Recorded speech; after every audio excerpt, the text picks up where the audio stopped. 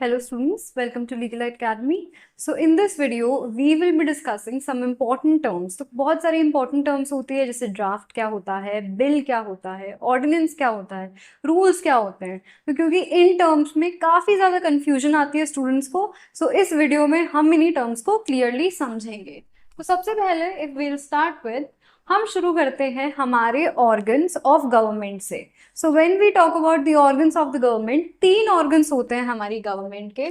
कौन कौन से? सबसे पहला है legislature, then we have executive, then we have judiciary.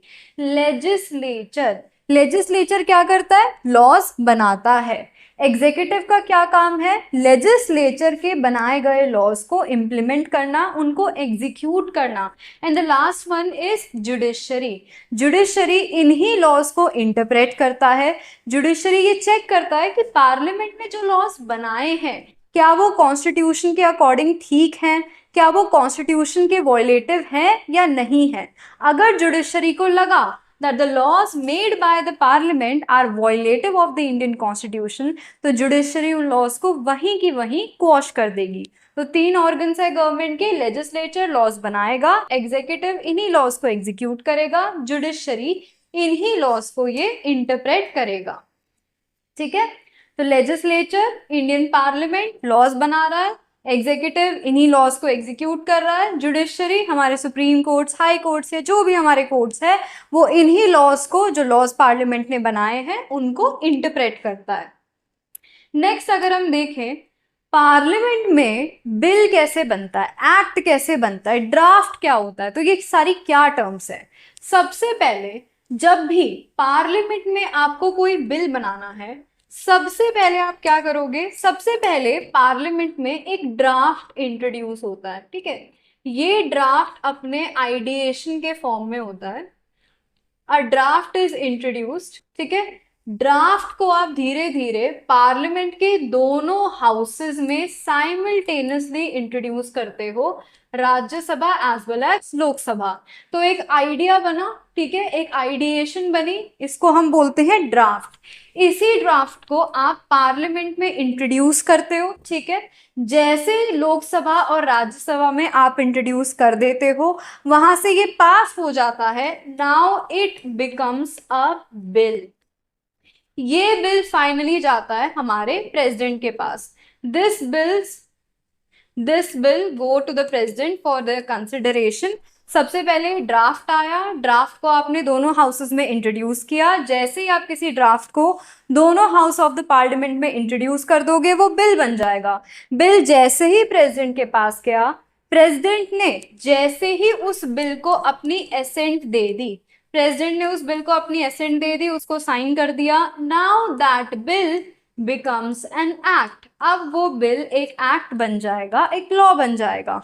तो सबसे पहले ड्राफ्ट आया, ड्राफ्ट को आपने दोनों हाउसेस में इंट्रोड्यूस किया, बिल बन गया. बिल जैसे ही दोनों हाउसेस से पास हो गया, फाइनली प्रेसिडेंट के पास जाएगा कंसिडरेशन के लिए.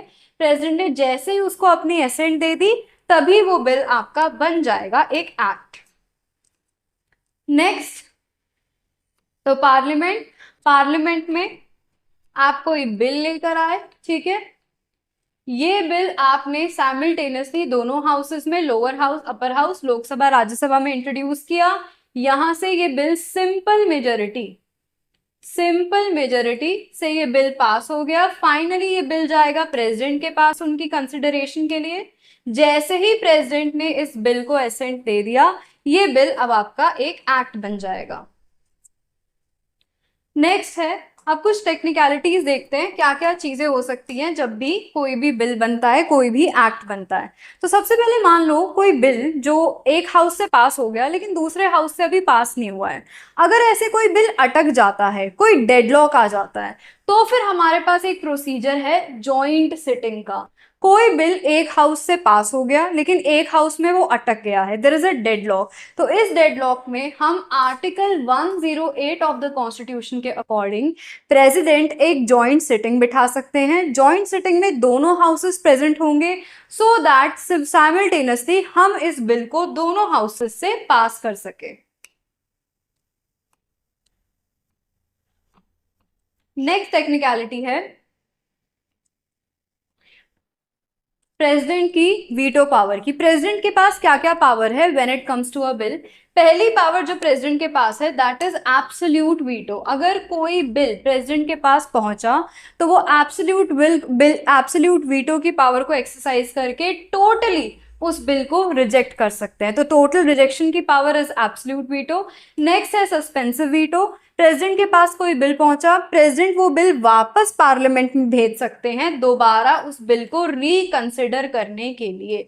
इसे बोलते हैं सस्पेंसिव वीटो। अब यहाँ पे एक और चीज है, अगर प्रेसिडेंट ने दोबारा रिकंसिडर करने के लिए वो बिल आपको वापस भेज दिया, उसमें आप कोई अमेंडमेंट करो या ना करो, पार्लियामेंट ने अगर दोबारा वो बिल प्रेसिडेंट के पास भेज दिया तो अब प्रेसिडेंट को उसको अपनी एसेंट देनी ही पड़ेगी। ठीक है, तो सस्पेंसिव वीटो क्या हो रहा है, प्रेसिडेंट वापस बिल भेज रहे हैं आपको रिकंसिडर करने के लिए। मान लो आपने वो बिल में कोई चेंज नहीं किया और दोबारा आपने प्रेसिडेंट को वो बिल भेज दिया, तो नाउ प्रेसिडेंट के ऊपर ऑब्लिगेशन है कि उनको उस बिल को एसेंट देनी पड़ेगी। लास्ट है पॉकेट वीटो। पॉकेट वीटो होता है जब प्रेसिडेंट कोई उस पर एक्शन नहीं लेते। तो कोई बिल प्रेसिडेंट के पास गया, प्रेसिडेंट ने ना उसको अपनी एसेंट दी ना उसको रिजेक्ट किया, उस पर कोई एक्शन नहीं लिया, this is the power called pocket veto. Next हम देखते हैं, this was all about bill and acts. Next है हमारे पास ऑर्डिनेंस। ऑर्डिनेंस क्या होता है?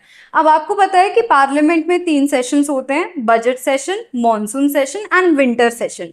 एक रूल है कि कोई भी सेशन 6 मंथ से ज्यादा टाइम के लिए सस्पेंड नहीं हो सकता। तो इन तीनों सेशन में 6 मंथ्स का गैप होता है। अब मान लीजिए पार्लियामेंट में सेशंस नहीं चल रहे हैं और कोई अर्जेंट मैटर है, बहुत इमरजेंसी मैटर है जिस पे लॉ बनाना ही बनाना है, लेकिन पार्लियामेंट नहीं चल रहा, तो इस दौरान प्रेसिडेंट यूज करेंगे अपनी ऑर्डिनेंस मेकिंग पावर। तो आर्टिकल 123 ऑफ इंडियन कॉन्स्टिट्यूशन ये प्रेसिडेंट को ऑर्डिनेंस मेकिंग पावर देता है। सिमिलर पावर गवर्नर के पास होती है आर्टिकल 213 में। इसमें क्या हो सकता है, अगर कोई बहुत अर्जेंट मैटर है, if there is a very urgent matter, और उस टाइम पे अगर पार्लियामेंट नहीं चल रहा है तो हमारे प्रेसिडेंट लॉ बना सकते हैं और इस लॉ को क्या बोलेंगे, ऑर्डिनेंस बोलेंगे। अब ये जो ऑर्डिनेंस होता है ये रहता है 6 मंथ्स और 6 वीक्स के लिए। अब ये क्या डिफरेंस है, जैसे ही ऑर्डिनेंस प्रेसिडेंट ने बनाया, अब 6 मंथ के लिए वो रहेगा। उन्होंने सेशन में बनाया था ऑर्डिनेंस जब सेशन नहीं चल रहा था, तो नेक्स्ट सेशन में और इस ऑर्डिनेंस में 6 मंथ्स का गैप है। जैसे ही अगला सेशन आएगा अब वो ऑर्डिनेंस सीज टू एग्जिस्ट कर जाएगा। दूसरी चीज 6 वीक की कंसिडरेशन, जैसे ही मान लो दोबारा से पार्लियामेंट्री प्रोसीडिंग शुरू हो गई तो हमारे पार्लियामेंट के पास सिर्फ 6 वीक का टाइम है उस ऑर्डिनेंस को कंसिडर करने का। जैसे ही वो टाइम पीरियड खत्म हो जाएगा ऑर्डिनेंस आपका लैप्स कर जाएगा। तो ऑर्डिनेंस 6 मंथ या 6 वीक्स के लिए ही लास्ट कर सकता है। कौन बनाएगा, प्रेसिडेंट लॉज बनाते हैं किसी भी इमरजेंसी सिचुएशन में जब पार्लियामेंट नहीं चल रहा। The last one is rules. क्या होते हैं, अब जो भी लॉज, जो भी एक्ट्स हमारे पार्लियामेंट बनाता है, हमारे इंडियन पार्लियामेंट ने जो भी लॉज बनाए हैं, जो भी एक्ट्स बनाए हैं, इन एक्ट्स को प्रॉपरली फॉलो करने के लिए स्टेट्स इंडिविजुअली कुछ रूल्स बनाती है। तो all the laws and the acts that have been made by the Indian parliament, इन्हीं को प्रॉपर फॉलो करने के लिए कुछ कुछ रूल्स बनाए जाते हैं। कौन बनाता है ये रूल्स, ये स्टेट्स बनाती है। And these are the rules, जैसे फॉर एग्जाम्पल कोई किसी की स्टेट के मोटर व्हीकल रूल्स, किसी स्टेट के कोई factory rules, municipal rules, Panchayati Raj rules, तो ये सारे जो रूल्स हैं ये इंडिविजुअल स्टेट्स बनाती है। किसको कंसिडर करके, पार्लियामेंट के लॉज को कंसिडर करके। So I hope by the end of this you will be able to understand what is the difference between a draft, act क्या होता है, ordinance क्या होता है, as well as rule. Thank you.